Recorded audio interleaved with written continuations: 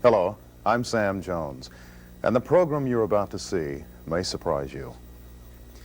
You know, you and I live in a very fast-moving and sometimes hectic world, and many times we fail to notice what's going on right next to us.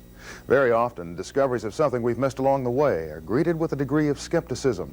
But those things, as some choose to call them, are important, because like it or not, they make up this world of ours, and because of that, they have their place. Right here in Oklahoma, there lives a group or body of people who actually walk in two different worlds, theirs and the world of the non-Indian, where the phrase, "I'll see you in the morning," means sunrise, not 9:30 or 10. Now, in a very general sense, they are American Indians. If you come in a little bit closer, they are Cherokee. And if you're specific, well, what you're about to see has never been recorded by television cameras, although it flourishes now in rural Oklahoma. Much has been written about the Cherokee Indians, and a great deal is known about the early Cherokee lifestyle. But this is not the story of the Cherokee. It is about what many consider to be their main religious body, the original Kituwa Society. Shrouded in secrecy, suspect by those weak in their own faith, and very often accused of voodoo or even witchcraft by non-believers. This is the first documentation of this religious order, and it was conducted with the help and the cooperation of its leaders and its membership. Now, some of the scenes you're about to see were taped using only a few bare light bulbs, and much of the language is Cherokee. The Kituwas are bilingual, and Cherokee is the language of their ceremonies. Now, in the beginning, we thought this project would be completed in a month, perhaps even 2 at the most. Well, in fact, we spent 1.5 years documenting their religious practices, moving at the pace that they set, and one that allowed us to actually learn from them of the old ways. It is the first known view of their secret ceremonies and their closely guarded artifacts. But you can't videotape beliefs. Even so, by the end of this hour, I think you will have a feeling for their beliefs, and that is important. So in a moment, we'll take you to the beginning of our search for the Kituwas and share with you what we learned along the way in Spirit of the Fire.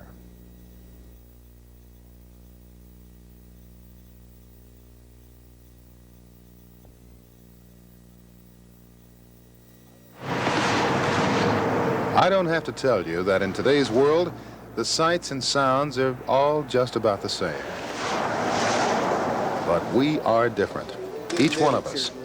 Still, in many ways, we're all the same. And one day each week, many of us come together, in part, because of that.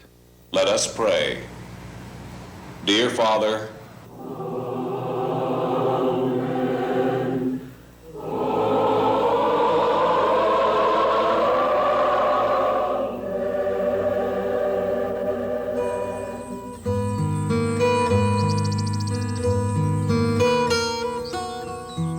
Some come together in different places, but they all pray in the same direction.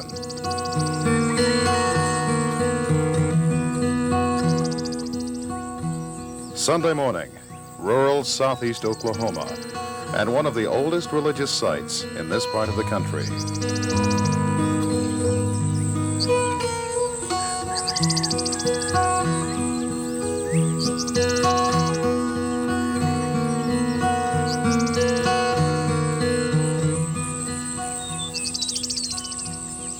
As civilization began to claw its way westward, Cherokee Indians would be found living in caves and settings similar to this village reproduction at Jalagee in Tahlequah, Oklahoma. They fished, hunted, and trapped for food and clothing.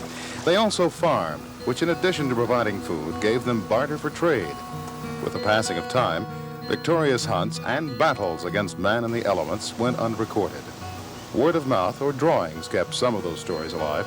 Others were handed down to the young by their parents and by tribal elders. Somewhere, though, in those early years, it's thought the crude formation of a religious fellowship or doctrine of sorts began. Because it wasn't recorded as it occurred, the actual time frame isn't known.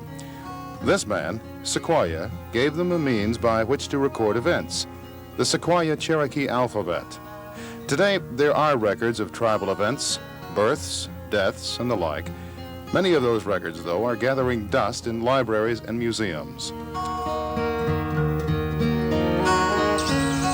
But the records of the original Kituwa Society aren't among them. Those records will be found here, where the religious fellowship lives today, in the foothills of southeast Oklahoma.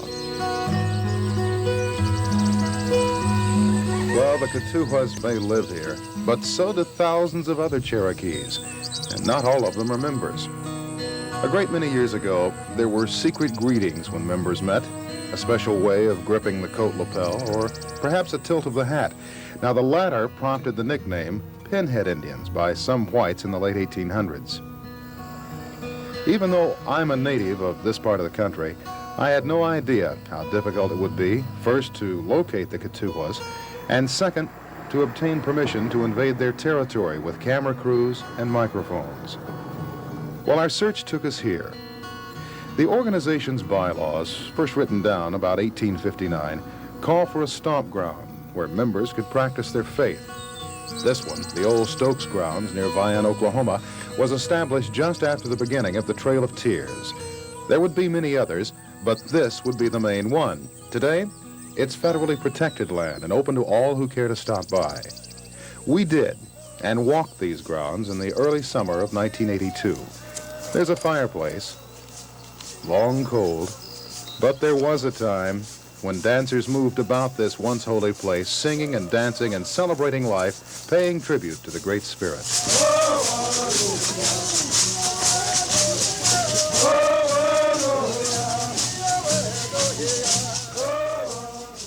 7 arbors, one for each of the clans of the original society, stand in a circle around the fire. Empty now, rebuilt many times over the years, they now stand as mute tributes to the thousands of sermons once preached here.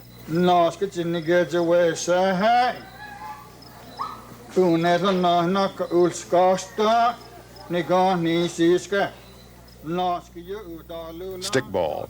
Although many cultures enjoyed the game, the Kituwas also played it during those early years in Tennessee and Carolina. But for many years, these grounds would vibrate with the activities of those games. The council hut, the medicine fire, cooking and meeting arbor, and the water well. All of the physical ingredients needed and called for in the Kituwa bylaws. And from time to time, usually a Saturday night, somebody builds a fire here, and there might even be some dancing. But the Kituwas abandoned this ground years ago.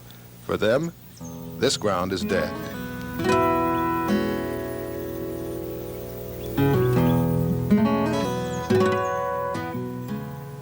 In July of '82, the search brought us here to an undisclosed location in southeast Oklahoma where the Kituwas decided through much prayer and meditation to relocate their grounds. This sign at the gate, the conduct rule, in Cherokee and English, it is strictly enforced. There would be many visits to this area with no camera crew, requesting permission to do the story. And it was during one of those visits that I first stepped back into the 15, possibly the 1400s. I had asked to address the chief, the councilmen, the elders and medicine men in the old way. Well, permission for that was granted. The meeting was held on a Sunday morning about 1 a.m. Their council meeting was already underway in this hut when the door opened and I was taken in. Alone with those tribal leaders in that setting, I became the only white man that, to their knowledge, had ever approached the tribe in this manner. And they sat backs to the wall, and I talked, stopping occasionally so my words could be repeated in Cherokee. And when it was over, I was taken from that council hut, emotionally drained, and the door closed. About an hour later, word came. They weren't all in agreement, but one of those supporting the idea of a documentation was Kituwa Chief William Smith. According to their bylaws, the chief has the power to settle any differences among the councilmen. So, permission was granted to bring in cameras. Again, we would break new ground, recording for the first time not a tourist attraction or a reproduction, but the actual worship service of the Kituwa Society. There is already a compelling attractiveness here, always in anticipation of some coming event, and when members gather, the clock is turned back. Sternly conservative, they cling to what's termed the old ways.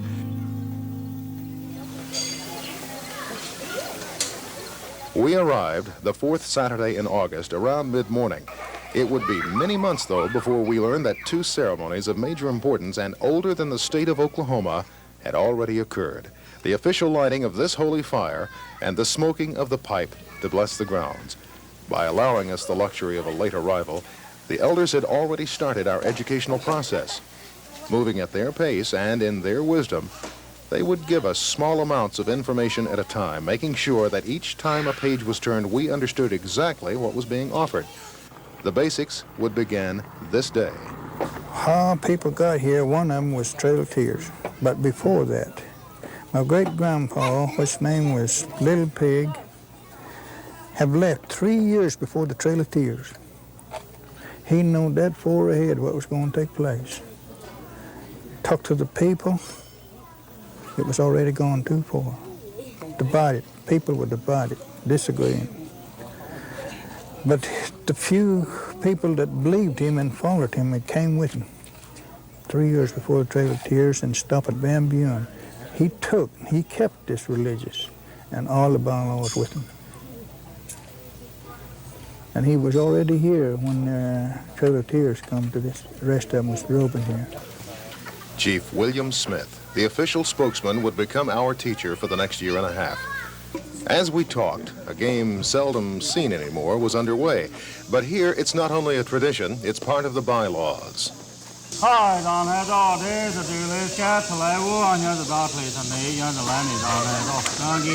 Stickball game, the main folks use the sticks. They're not allowed to use their hand.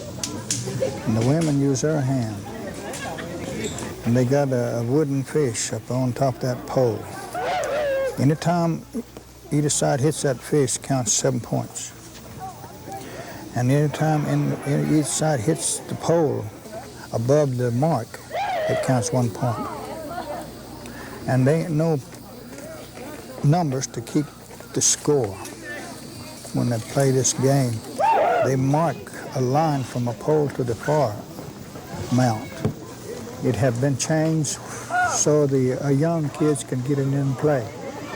Back in the young days, when you was 14 or 10, you couldn't get in it. It was rough. They played rough. Our district chiefs had been instructed to pass on. Whoever they tell to instruct the ball players is play friendly and nice way they could play. And fun. No madness, not to outdo one another, to get mad. It's just peaceful, friendly play. The only reason we don't play now, when I get in it, they can't catch me. That's the reason why they get so mad at me. I just try to stay out of it. It was during this visit we again heard talk of artifacts. Now, generally speaking, a great many American Indian artifacts are found in museums. Others, stolen many years ago, were sold on the black market for a high price. Those remain lost forever to whatever tribe once held them. But it seemed that Chief Smith was set to begin another phase of our education. Out of a plain brown paper sack, this pipe, handed down through generations of Catawba chiefs. It's made out of blue stone rock, seemed like to me. And I don't dare to chip it to find out what it's made out of. One could only wonder how it was formed. How many hours were spent cutting or carving out the bowl? What methods were used? What tools? It would be something to look back how people made stuff like that way back in them days. The first artifact, but still another mystery. And now questions begin to form. Are there other artifacts? And if so, what are they and where? Well, these arbors could almost qualify. The Catawbas are composed of 7 clans. Each arbor represents a clan. It is said that in their beginning, 7 Catawba medicine men prayed and fasted for 7 days and nights, asking the Great Spirit to give them guidance. On the 7th night, the Great Spirit told them, "You shall be known as Catawba." That God then spoke to them, saying, "The Catawba is to be the chief tribe among the American Indians." The medicine men carried that back to the clans, and it remained the basis of their religion. But there's no other known meaning for the tribal name.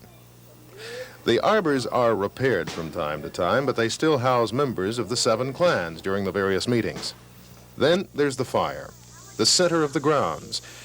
It is over this fire that sermons are preached, prayers are spoken. Once it's lit and prayed over, and the pipe smoked, the grounds become a holy place. The fire burns in the center of 4 large logs. Represents each corner of the world, one end to the another, all the way across. White paths, white cross. They represent white roads. Each log in the direction of true north, south, east, and west. Now, a fire just seems to pose a natural attraction for small children with sticks. But Kituwa children avoid this one, and they're taught very early to respect it as a holy place. Not once in all of our visits did we see a child violate that rule. Before leaving that afternoon, I tried to spend as much time with Chief Smith and the others as possible, knowing that there were other questions that I needed to ask, but still not sure what they were, or where these men, wise in the old ways, were pointing me. That night, they would be dancing, starting late and ending much later. We were invited to stay, but our cameras weren't. What we saw that night opened a door to the past, beyond which would lie the key to not only some of the questions that I needed to ask, but the hint of many answers, and the promise of major artifacts until now withheld from the white world. Those artifacts, the equivalent of ancient secrets, and protected by a security system that would never be understood in the white world.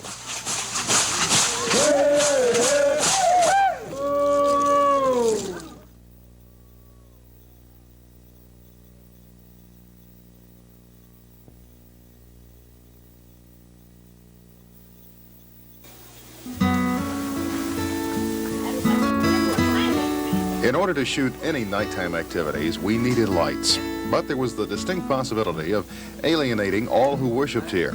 There's electricity for the water pump and for scattered light bulbs hung a few years ago for the safety of the young ones. But again, permission was needed to add a few more lights, and the answer would be weeks in coming. So we waited. Taking advantage of the time, we scheduled an interview with Ross Swimmer, Principal Chief of the Cherokee Nation. An attorney with numerous business interests, Swimmer first began representing the nation in 1971. He became their attorney in 1972. Then in 1975 ran for and was elected to the post he now holds, Principal Chief of the Cherokee Nation. The feeling that you have, or that I have, as I walk into the place is one of reverence, that I am in a place of worship. There is talk of the Creator. There are very many things that are talked about that I as a Christian identify with. As I tell the folks there, I look at the Kituwa Society as being the religious arm of the tribe, of the Cherokees. 2 things have impressed me very much about the members of the society. One is that a fellow member in need of help is generally helped without question. If it requires, as I mentioned, this elderly fella, not a member of the society, but if they have an elderly member of the family that needs to be taken care of, instead of taking them to a nursing home, someone moves in with them, even though the guy might live in a very, what we'd call a very poor condition. I will leave my nice 3-bedroom comfortable home and I will move to Vian and live with him until he's gone. That's my responsibility as a member of that family, and I'm not giving up anything. It's just that I have these things, but they're not important to me. What's important is the family, it's the feelings of the elder, it's the person there. Instead of uprooting him from his natural habitat, from his society, and forcing this older person into a hostile environment of a nursing home or whatever, I will move my family to him, and we'll stay there, and we'll take care of them. The second thing is the desire for an education that, almost without question, the leadership and the organization and the members have an apparent very strong desire for education. Most of the families that I'm acquainted with have college degrees and some advanced degrees, and this is something I think the American people generally don't understand. They look at what would be perceived as a primitive religion among the Indian people, and will make an assumption that, well, they are doing this because they're basically uneducated and don't understand the modern world. If they really were educated and understood Christianity like we do, they would all become Christians. This is not true. Nothing is rushed here. The elements flow at a natural pace. Our wait stretched into weeks. Finally, word came. We could add the necessary lights and shoot the stomp dance. Permission came just in time for one of the biggest events on the Kituwa calendar, the September or annual meeting on Labor Day weekend, when members would come from all over the country to reaffirm their faith and embrace their heritage. Then I was told of the lighting of the official fire, a ceremony that would take place in the early morning hours before the official meeting, another ancient ceremony about to be revealed. At sundown the night before, we began the job of arranging the lights and microphones.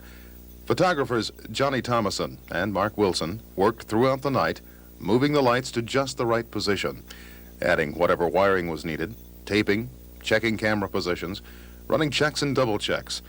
Because we only had one chance to videotape this, no more night shooting would be allowed. Finally, we settled in to wait the arrival of the firekeeper and his assistant. The moon was high in the Oklahoma sky, the air cool and crisp when they pulled in, and began a ritual that's been handed down from generation to generation. The process you're about to see is thought to date back to the 1500s, and even though it's still used today, this is the first time it's ever been recorded. Firekeeper Jim Hakem and his assistant began the task with small slivers of dry wood. More is cut as we watched. Not a word was spoken as the two men worked. From the innermost part of an oak tree, the section referred to here as the sponge, some flint and some rock, and these items together will trigger the spark. A few feet away, his assistant worked on the medicine fire. The process here is the same. Then suddenly, the fire springs to life. Holding with tradition, a small sacrifice, in this case, a small piece of beef or chicken. Then, the pipes are lit from the fire, and prayers for direction and guidance follow. This ground is now sacred, a church with no walls, and the fire must burn until the services end. The firekeeper does his job so well, he'll be able to leave and not come back until much later in the day, and the fire will still glow. The medicine fire is left to the assistant, but the same rules apply. Here, medicine men will bring in pre-assigned roots or herbs to add to a boiling mixture. But we weren't able to tape it because they add those ingredients only when no one is watching. Sunrise would find me, along with the firekeeper and Chief Smith's brothers, near the medicine fire talking, trading stories about politics or the weather or anything but the actual events we had just witnessed, almost as though they'd never happened.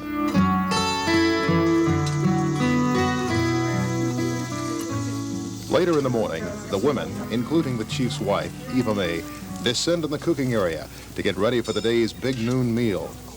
Only those in their menstrual cycle or pregnant are not allowed to help. As children play and the men gather to talk or just watch, these women begin building a feast from the very best in old-fashioned country food. All fresh, all cooked right here. From fried chicken to cherry pies. Brown beans, we have fried potatoes, we had fried pork, boiled pork, Indian cornbread, they call those blue dumplings. Like cornbread with brown beans in it. And they had all kinds of pies, all kinds of cakes. I couldn't name them all. And I always fix some gravy. They like milk gravy or water gravy. And then make homemade biscuits, and then we always make a cornbread and salad, and iced tea, coffee, and Kool-Aid, stuff like that. And I guess that's about all. I felt like a small boy at his mother's knee. It brought back memories of my childhood, another kitchen from another time. And I imagine you know what these are, Sam. Oh, yeah. Brown beans. That reminds me, we gotta pick some onions too. Oh, now you wanted that piece. That's how come I dropped it. That was my piece. He's starving. Let's hurry up and take it all. Got it? Yeah. Just away from the fire. Right here, be all right. Well, he'd make a good Indian, wouldn't he? He sure would. You're a part Indian, aren't you? Yeah. Meanwhile, west of the fire mound, another round of stickball is underway, and the players easily work up a big appetite. Chief Smith said the sticks used in the games haven't changed much over the years. Well, they get the hickory and they whittle it out and the way the shape so they can bend that in spoon shape. And they drill a hole and put a net on there to hold the ball. Sometimes they use hot water to heat that wood so they can bend it the way they want to.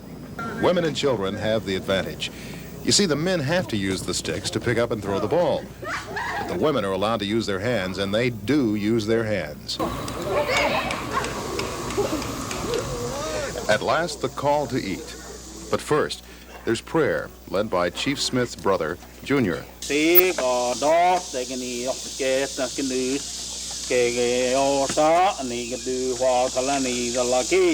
Thanks given to God for good health and good food, and most important, for direction given to the Kituwa. During that September meeting, well, we asked the guys to eat first, and then we have another table for the kids, and then us women eat last. We always try to get the men folks to eat first and the kids, and then we come last. Just as many as we can get on that big table. Some eat here, near the table. Others will carry their food back to their family camps. And there might be one or two others who, away from the camera, will demonstrate a healthy appetite. No, we didn't watch it. It was a shame to watch it. No, we don't watch people. But we can just imagine, though, how much they eat, because everything tasted so good when it's cooked on those 2 wood-burning cook stoves, and because you was hungry. Well, they say if you drop something, somebody's watching you, that they're hungry. So that's what happened. You was hungry. Again and again, we watched as history lived right in front of us. For now, this is the center of the universe for the Kituwas, as it was hundreds of years ago in another place. Later, there are afternoon sermons. Tribal leaders will deliver their sermons in Cherokee, telling the people to follow the way of the Kituwa, to walk the path set out for them by God, and warnings not to stray from their teachings, and finally, to love all mankind.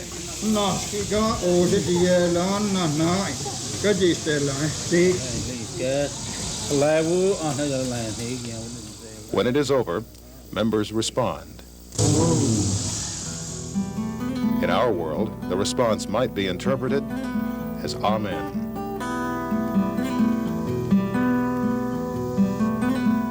Later that night, we would again go back in time to record part of the heritage of this tribe, the stomp dance and the smoking of the pipe. Meanwhile, we are again told of the mysterious artifacts, and we spend the rest of the daylight left to us wondering what tonight will bring.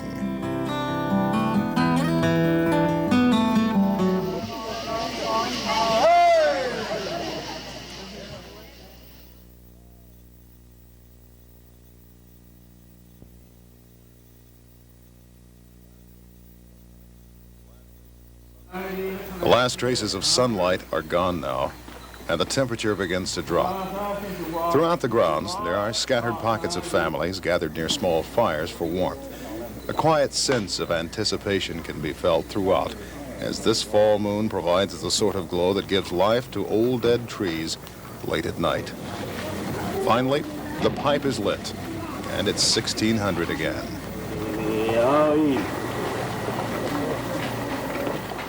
By clan, the others then file in to take 7 puffs on this old pipe.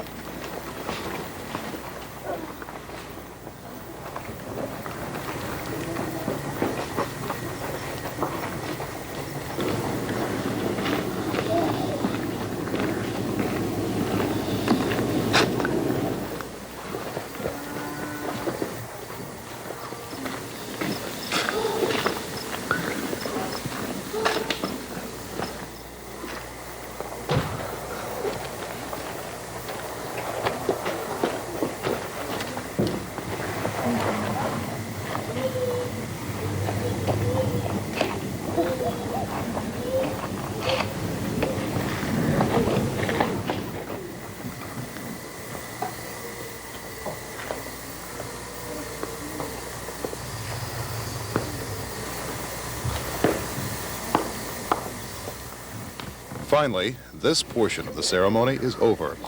Now come prayers and sermons.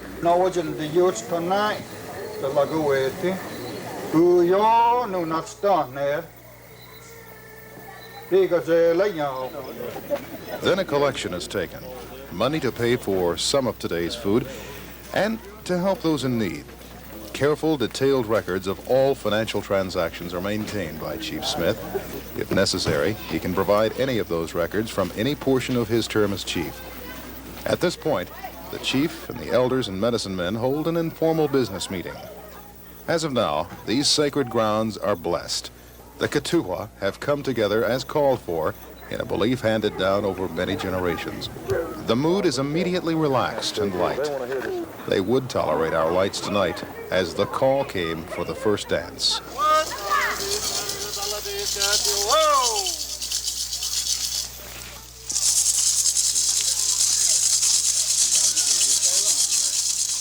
Then the second call.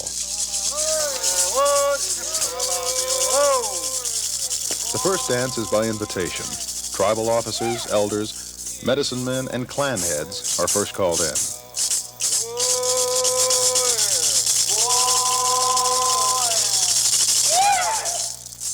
the clan whoop is on the south side of the far. Then you go round, next one will be what they call a bear. The third one will be deer. Fourth one is war paint. And the fifth one is birds. And sixth one, which we call long hair, which represents lion. And the seventh one is Savannah, which I belong to. Now, others may join the line, and some do. But as expected, the bright lights are not accepted all that well. Even so, they will eventually answer the other calls to dance. For now, a night of celebration, fellowship, and spiritual cleansing is underway.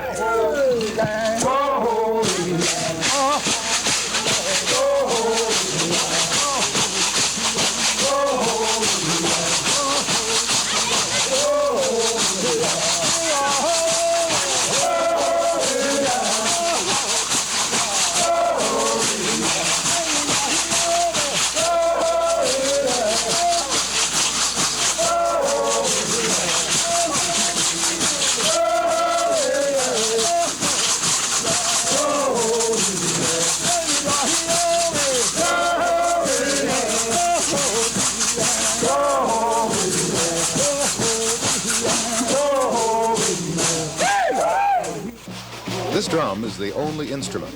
In fact, the Ketuhwa bylaw states, it shall be forbidden to mix the fiddle dance with anything which is done for the Ketuhwa purpose.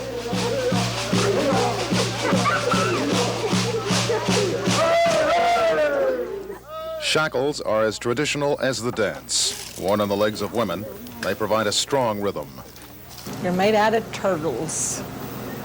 You get your turtle and you kill it and then clean it out. Then drill holes in it after you get through cleaning it real good. And then you find certain kind of rocks. And then you put maybe a handful in each one. And then tie a string around it and hang it up in a dry place. And then you wait for them to get dry. And then you take 13 for one shackle. 13 shells for one shackle. So you have to have 26 for a whole pair. Then you get an old boot top or some kind of leather, and then you put your turtle shells on there, run a wire through there to hold them on there. Then after you get 13 on there, well, you get a strip of leather, and then you put them around there to keep them in place so they won't rattle all the time.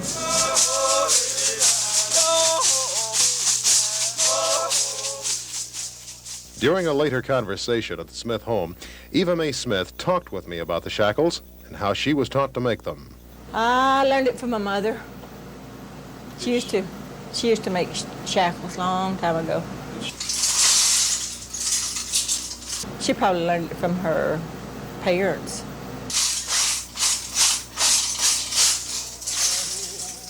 And they are heavy. When you wear them, it's like wearing leg weights. In fact, a shuffle step is necessary to avoid tiring too quickly, especially during hot weather. This dance will continue until the early morning hours.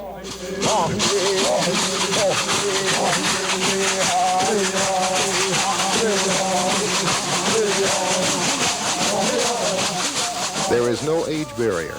In fact, you'd think the pace would be too demanding for the elderly, but each dance only seems to create a thirst for more. Well, they always told us if you anticipate, like playing ball, and then dance like that, well, that's where you get your energy. You don't get old like some people. And we have some people that don't even play ball, don't even dance, and they act like they're 90 years old.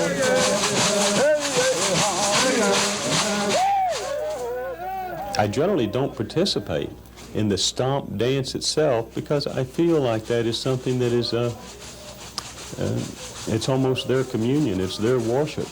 And I'm not a member of it. I have an appreciation for it.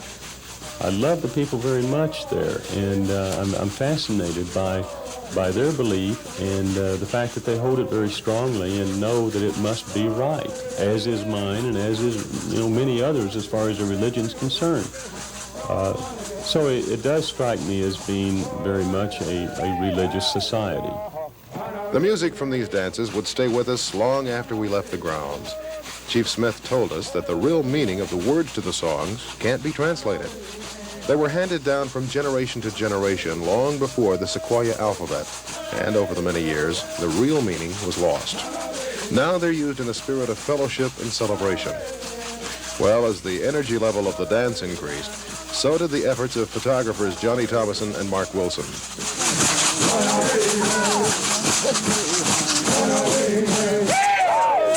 Just after midnight, Chief Smith, his brother Crosland, a high medicine man, and some of the others talked with me about their artifacts. Wampum belts that would hold the same significance for Katuhas as the Dead Sea Scrolls do for many in the white world. Belts that are only brought out for members to see during special occasions. Sometimes, as William and Crosland spoke, it was difficult for me to follow their thought line or their course of information. But again, there was a reason. And they also give it to you in a very veiled way sometimes. It's through stories and events that are described, in which you have to pick out the substance of those stories and figure out what they're talking about, because they don't really give you a real straight answer up front. They want you to think about it. And I know in talking with William, I've had the same feeling sometimes that you'll be talking along and suddenly realize that you're not fully understanding what he says, and you try to think about it, and at first it doesn't make sense until you do think about it. Well, at this point, I was thinking about it. And on this night, my education would continue by way of stories and legends. Chief Smith wanted me to understand exactly what the bells actually mean to the people. For the time being, they would not be shown in our presence until the elders felt we were ready. Chief Smith said we were not the first to try this documentation. He said they'd already turned away at the Smithsonian and numerous television networks, newspapers, and any number of writers and photographers. But he said that according to Kituwa legend, when the time is right in this world and when leaders of other nations and other governments are in disagreement, a white man with blue veins would tell the Kituwa story.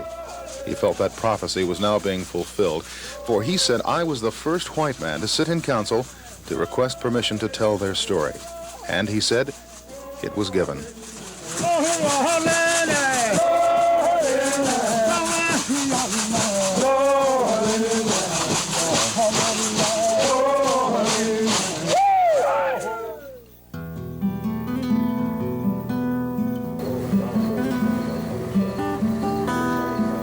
As of tonight, almost all of their ceremonies were committed to videotape, but it would be a year before the belts were shown to us.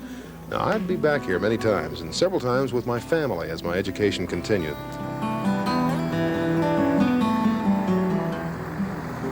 In the summer of 1983, we came here to the Redbird Smith Cemetery. Located near Lake Tinkiller, it is an Indian burial ground for several families, all members of the Kituwa faith. Redbird Smith, recognized as a chief of great wisdom and knowledge, and the man responsible for reshaping of the tribe after the Trail of Tears. Many others were marked by natural stones with Cherokee script. A great deal of history rests here. Katuhwazu helped write the pages of that history. We disturb nothing, taking with us only the silent images of this peaceful setting. July 19th is a major holiday. It marks the birthday of Redbird Smith, who members also say possessed a very strong belief in God. In addition, Sequoia's birthday isn't known, so it's celebrated as well this time. Their pictures, along with pictures of Chief Smith's father, are hung on the east side of the fire. There's a day of stickball, dinner on the ground, sermons, and a night of dancing, in the best Kituwa tradition. Then, almost a year and a half after my first visit with the council, word came. The Belts and their meanings would be waiting on a Saturday afternoon here, at Chief Smith's home, which he built himself in the Cookson Hills of Oklahoma. The Belts had been delivered to his home that morning, and he had them on display for us, hanging on a wall, made up of hundreds of thousands of very small pieces of hollow coral, and according to the chief, the twine or leather bindings are original. Although they don't appear to be, each is heavy, 10 to 15 pounds, and for the next 3 hours, each was carefully explained. You have your mind clean, pure, love, then you are fallen in this line. Stands for the 7 clans of Balaw, a small organization Balaw, in the name of God. Each knot of these represents the clans, and the way we see the color, that's how white and how clean and healthy it's supposed to be. The next belt would represent about the tomahawk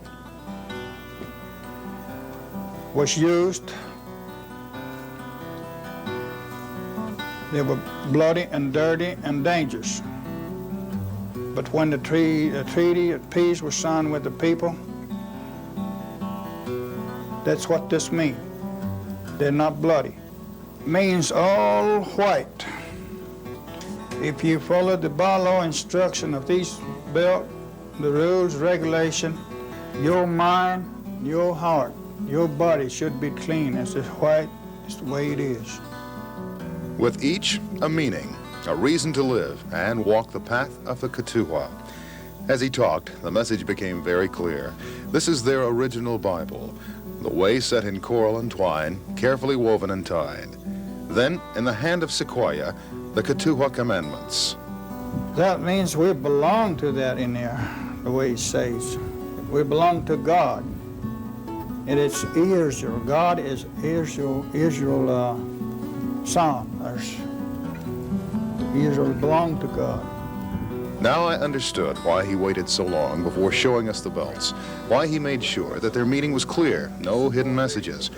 I suddenly felt as though a bond had developed between us, unspoken because words weren't necessary. His gift to me, the simplicity of his faith. Mine in return to tell this story based on his truth. In other words, this is a look at the Kituwa faith as it now lives. You don't have to accept or reject. Just understand that for members, it's all that's needed. The message would carry more meaning for me when the belts were again shown to the people, and the elders knew that. Later, on the front porch, he talked of the medicine and the legends behind it. A medicine is benefit for people, illness, and to help people in order to survive and get by safely.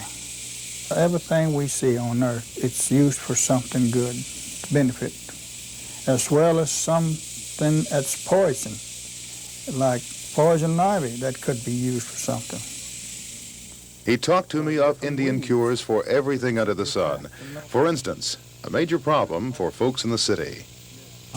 It depends on what kind of cold. There's different kind of cold, you know. Could be on kind of effect of summer cold. Winter cold, we use sometime, it's on account of a cold. Infection, having a flu or bad cold ache. Could be used by heating, by fire. or you can make a tea that they will drink warm. Or different types of weed that you make and boil it and drink it. And there are other medicine that could be used for heat, fever. That's one thing I'm familiar with. A lot of people call it goat weed. Make a tea and drink it cold. Will cool your system down and will turn the fever down. But medicine alone is not enough.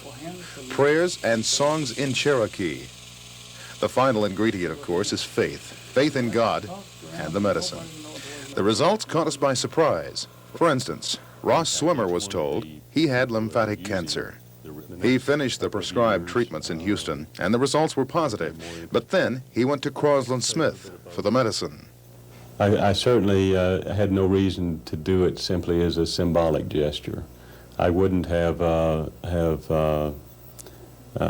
taken the medicine if it were, if I knew that it was just symbolic, so to speak. I had some idea that they, just of my own knowledge, know that most or many contemporary medicines are derived from the natural medicines that the Indians developed years ago. And Crosland and the folks there certainly have a handle on those medicinal roots and herbs and things, and very well might have a lot of the answer to common illnesses that a lot of those roots and herbs and things have been synthesized into drugs today and combined with some other chemicals that make them more potent, but they still serve the same purpose.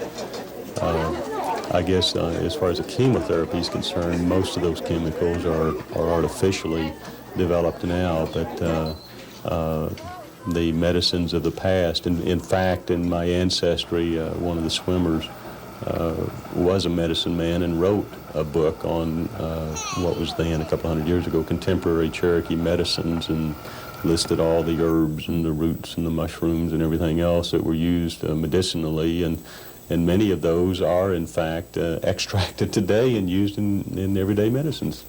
So, I was fairly confident that it certainly wasn't going to hurt me, and if anything, it might, hold some of the secret to helping. 3 different things that I use just passed on to me that could be used. Weeds, one of them, it comes to the point that we call it the yellow root. It's to be made in liquid that they could drink to work the system out of the blood system by drinking it.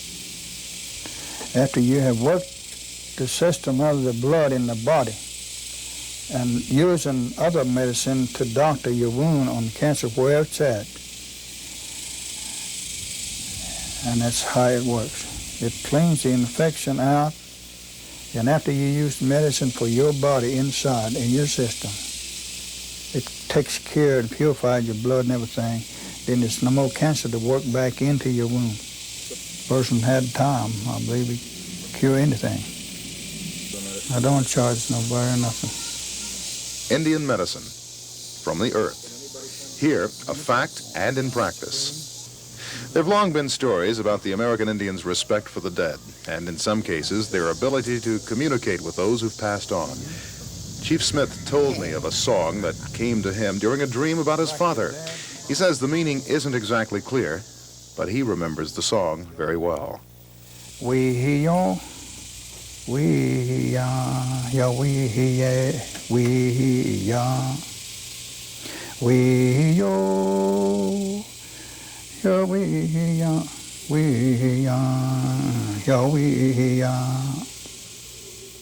Less than a month from this meeting, we would be given the chance to witness the point of the Kituwa's year-and-a-half of instruction, the union of the belts and the people.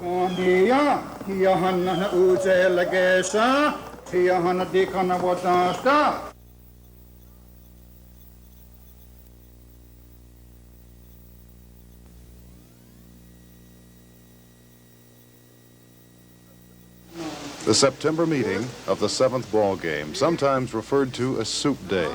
Now, the day would include stickball, then a big meal on the grounds. But there the change begins. On Soup Day, members must give back to Mother Earth the first bite of food as a sign of thanksgiving. And the first bite is usually soup. Later, just before the sermons, a small brown bag was brought out. And from it, hundreds of years of teaching and religious history.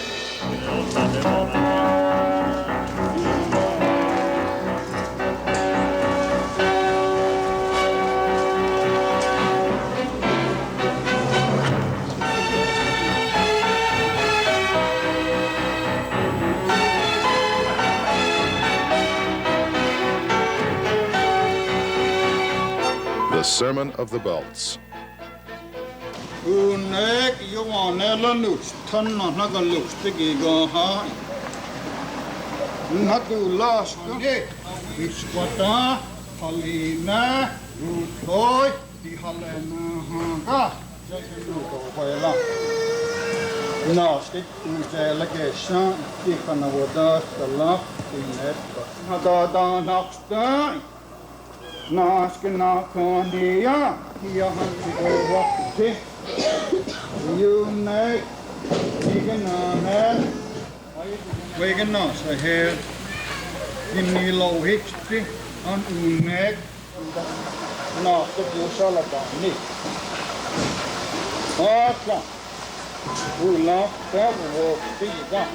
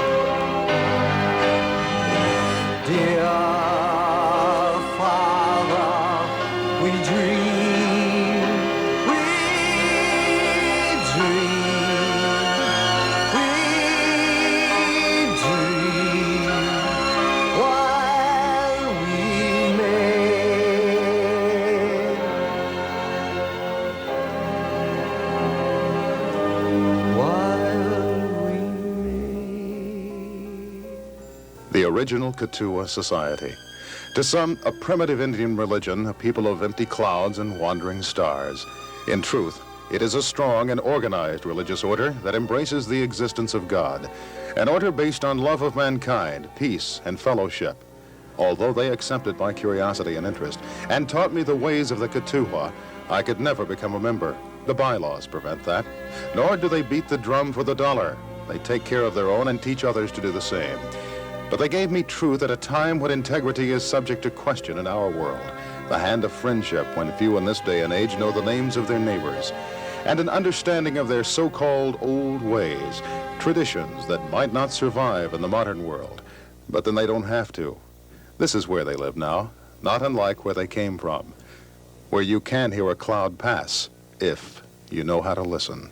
We yo, ya, we ya, we ya, we yo, ya, we ya, we ya, ya, we ya, we yo, we ya, we ya, we ya, we yo. Ya we ya, ya we ya.